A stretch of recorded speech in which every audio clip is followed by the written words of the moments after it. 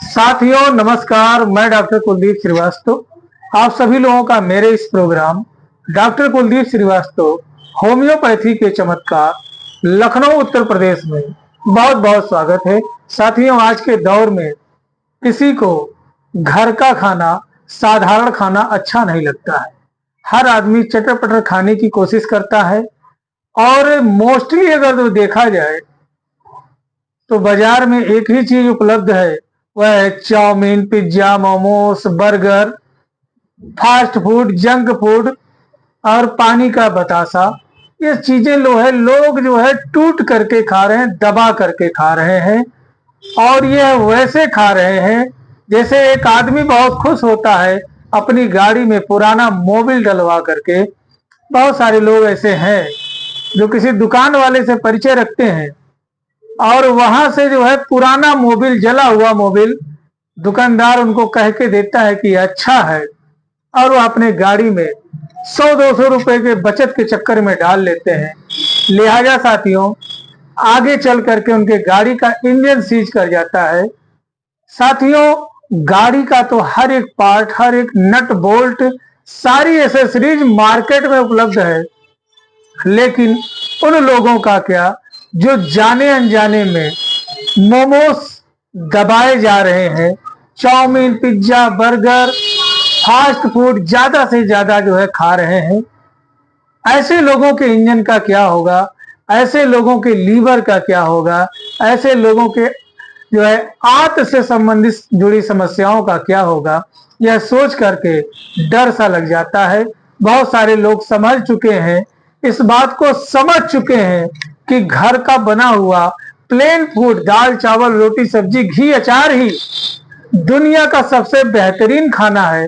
इससे बेहतर खाना कहीं भी, किसी भी मार्केट में और किसी भी रेस्टोरेंट में नहीं है। साथियों, यही आपके स्वास्थ्य के लिए हितकर और लाभकारी है, गुणकारी है। साथियों, जो लोग chowmein, pizza, momos, burger, samosa, बहुत ज्यादा मीट, मछली, मुर्गा, अंडा, दारू, शराब, गांजा, भांग के साथ में इन चीजों का प्रयोग कर रहे हैं, तो कुछ को तो सांत्वना ये मिलता है कि मैं रोज नहीं खाता हूं। कुछ ये कहते हैं कि मैं लिमिट में खाता हूं, कुछ ये कहते हैं कि हमें पता है।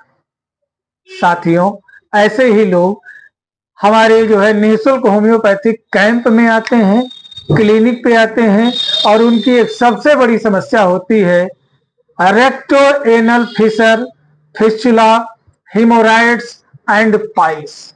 जी हाँ दोस्तों, बड़ी तकलीफ होती है जब 12-14 साल के लड़के को, 10-12 साल के बच्चे को, एक युवा को जब ये दिक्कत हो जाती है तो उनका जीवन दूभर हो जाता है साथियों, और बहुत ज्यादा तकलीफों का सामना करना पड़ता है। बहुत सारे भाई बंधु की जो है ऑपरेशन तक की नौबत आ गई है और बहुतों ने ऑपरेशन करा करके भी इस समस्या से अभी तक निजात नहीं पाया है। कभी मवाद आता है, कभी पस आता है, कभी खुजली होती है, कभी जलन होता है, कभी हिमोराइड्स की समस्या आ जाती है, कभी मस्से में सूजन आ जाता है और कभी कभी तो ऐसा लगता है कि पिनवर्म जैसी जो है फीलिंग होती है, इसे चुनना कहते हैं साथियों। ऐसी चीज की क्रीपिंग जो है surrounding the area of the rectum and anus उनको फील्स होता है और वो बहुत परेशान है साथियों। जिनको भी मस्से की समस्या है, जिनके भी मस्से में सूजन आ जाता है, फिसर हो गया है, फिस्चुला है या पाइल्स हो गया है, वो लोग जो है कुछ समस्याओं का अनुभव करते हैं साथियों। वह ये है कि बहुत ही फोर्सफुली हार्ड स्टूल होता है जो कि पास आउट होता है, और जब स्टूल पास आउट होता है साथियों तो ऐसा लगता है कि जैसे कोई गरम गरम चीज सी निकल रही है, और उसका जो दर्द होता है वह ऐसा होता है साथियों कि जैसे लगता है कि कांच का टुकड़ा एनस में फूट गया हो, इस तरीके का चुभन उन्हें महसूस होता है साथियों। रह रह करके चुभता है, और साथ में अगर उनको पिनवर्म की समस्या है, चुन्ना की समस्या है, तो वह भी उनको क्रीपिंग जैसा महसूस होता है surrounding the area of the anus. उनको लगता है कि इसे चुन्ना चल रहा है, काट रहा है, या पिनवर्म जैसी इरिटेशन उनको महसूस होती है। स्टूल बहुत ही हार्ड होता है और बर्निंग सेंसेशन होता है। जी हाँ दोस्तों, during and after stools feels too much burning. ऐसा लगता है साथियों कि जैसे चाकू से जो है काट दिया गया हो, रेत दिया हो, इस तरीके से चीरते फाड़ते वो स्टूल पास होता है। और इतनी जो है वहां पर बर्निंग होती, जलन होती है कि इंसान को परमात्मा नजर आ जाता है, आंखों से चिंगारियां आ जाती हैं।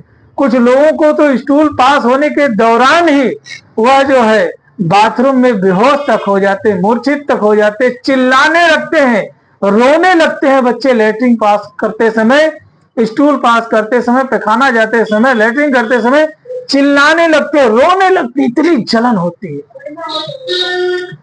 और कुछ को तो लेटरिन के बाद में बहुत ज्यादा जलन होता, घंटों जलन होता रहता है।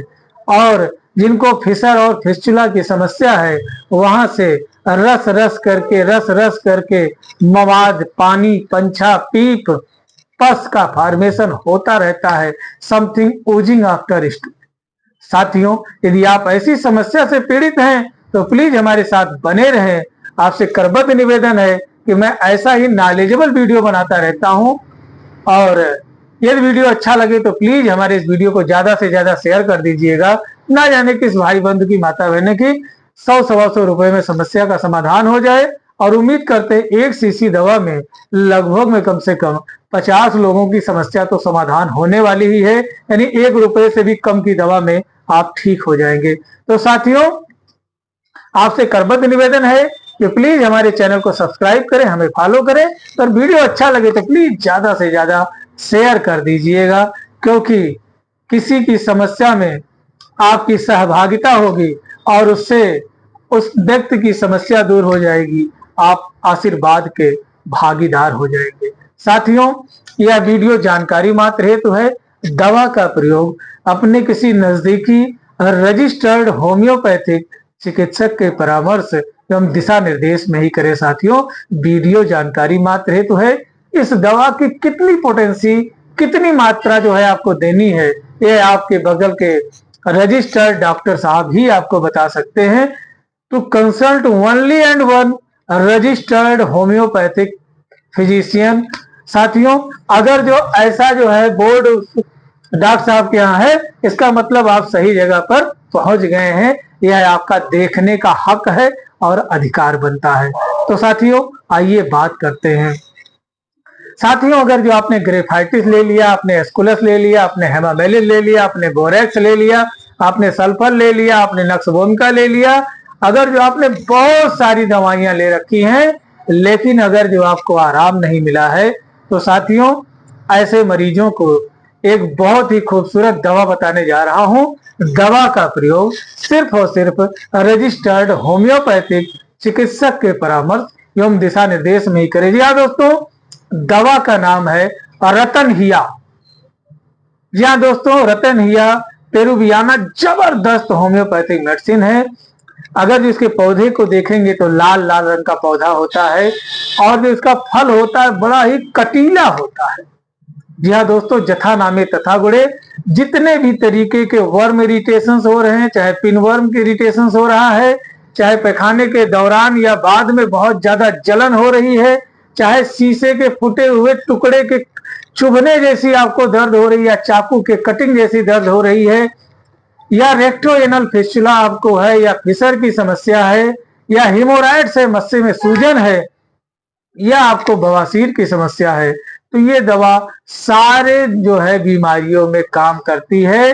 Only single medicine is capable to cure all types of problem generally related with rectoanal fistula, rectoanal fissures, piles and haemorrhoids. साथियों, आपसे निवेदन है कि प्लीज और प्लीज आज इस बात को समझ लें कि ना जाने कब का बना हुआ, पैक किया हुआ यह मोमोस है, जिसे आप खाते समय गरम गरम चटनी में लगा के खा रहे हैं। एक बार आप फोड़ करके देखते भी नहीं है इसके अंदर कहीं कोई कीड़ा उड़ा तो नहीं मरा हुआ है, कोई जो है बैक्टीरियल इन्फेक्शन तो नहीं हो रहा है। आप ऐसे लेते हैं और कुछ का तो जो है ऐसा जो है तजुर्बा है कि एक बार में रखते हैं सीधे अंदर कर जाते हैं। ये जो है आपने देखा होगा, बहुत सारे वीडियोज आते हैं कि जो है बहुत ज्यादा नॉनवेज खाते हुए दिखाया जाता है, बहुत ज्यादा तेल मसाला खाते हुए दिखाया देता है। तो साथियों, एक न एक दिन यह नुकसान जरूर करेगा। इसलिए भोजन अपने क्षमता के अनुसार ही करें। किसी को देख करके ज्यादा खाने की कोशिश ना करें। भोजन हमेशा जितनी आपकी भूख है उससे थोड़ा कम मात्रा में ही किया करें। साथियों, जिन्हें बहुत ज्यादा गैस बनता है उनसे एक निवेदन है कि शाम का भोजन अगर जो 6 बजे से पहले कर लेते हैं तो उम्मीद करते हैं आपकी समस्या का समाधान इस दवा के माध्यम से हो जाएगा। आइए साथियों, बात करते हैं परहेज की। तो यही फास्ट फूड, जंक फूड और जो है दारू, गांजा, भांग, शराब और बहुत ज्यादा गरम मसाला और नॉनवेज से आपको बचना है। क्या खाएं? तो कई तरीके के खट्टे मीठे फलों का प्रयोग जो है सुबह के नाश्ते से पहले जरूर करें। यदि आपका वजन समझ लीजिए 50 किलो है तो गुड़े 10 कर दीजिए, 500 ग्राम कई तरीके के खट्टे मीठे फलों को जरूर खाना है। और दोपहर भोजन से पहले कम से कम 250 से 300 ग्राम, 400 ग्राम, 500 ग्राम, 600 ग्राम जितनी आपकी क्षमता हो कई तरीके के सलाद का प्रयोग करें। स्वच्छ और स्वस्थ वातावरण में रहें। कलह करकच करने वाले लोगों से, निंदा करने वाले लोगों से दूर रहें। इससे उनका तो दिमाग खराब हो ही गया है, अब वह आपको टारगेट कर रहे हैं। तो डिसीजन आपको लेना है। ये समस्या आपकी है तो समाधान आप करेंगे। जीवन में साथियों, हमें ऋणी रहना चाहिए उन लोगों का जो हमारे जीवन में कभी भी आए हों और उन्होंने हमारे लिए कुछ बेहतर किया हो। साथियों, कभी भी किसी सफल व्यक्ति की हंसी ना उड़ाएं, इससे सफलता रूठ जाती है। जय हिंद, जय भारत, जय होम्योपैथी।